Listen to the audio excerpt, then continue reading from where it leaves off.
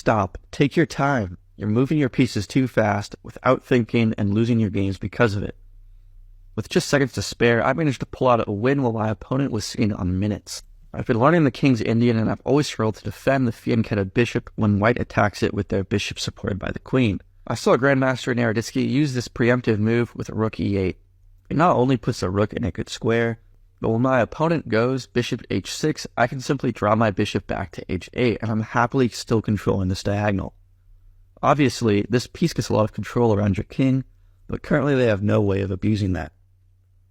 Now we're just attacking up the queen's side. We have opposite side castle. I noticed because of the placement of this light squared bishop, white has only one defender of the d4 pawn. And if we can move this knight out of the way for our bishop, we'll have two attackers and be able to win this pawn. Of course, here's the perfect opportunity to, except white has a really nice tactic I did not see, which is to sack the bishop for a pawn, then win the knight back. Pretty cool idea, but we're even, and now we will trade this bishop for the knight. Who cares about the bishop pair? Our bishop is undeveloped with no good square to go to. This knight is in one of the best squares it could be in. It's a no-brainer, but we do have to be careful because white controls so many squares around our king, especially with this pawn.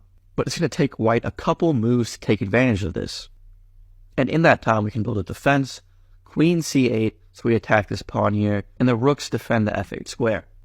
Now we do manage to pick up a pawn, and another. At this point, I'm down to 14 seconds on the clock, while my opponent is sitting on 4 minutes. So to say this is a time crunch is an understatement. Currently, my position is very solid.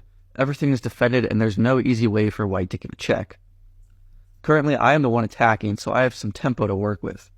But my attack fizzles out for now with these pawns. I switch my efforts to trade off these bishops to save myself a blunder later. I'm only down to 10 seconds. White puts pressure on my pawn, I defend, attacks my queen, I move it, and now my position is so well defended I can take the time to push my a-pawn to break open to the king and attack along this file. I'm not sure why white made these moves, but now it's forced mate. Maybe they were trying to play fast to encourage us to blunder, but I was in the zone at this point and saw the mate with the rooks.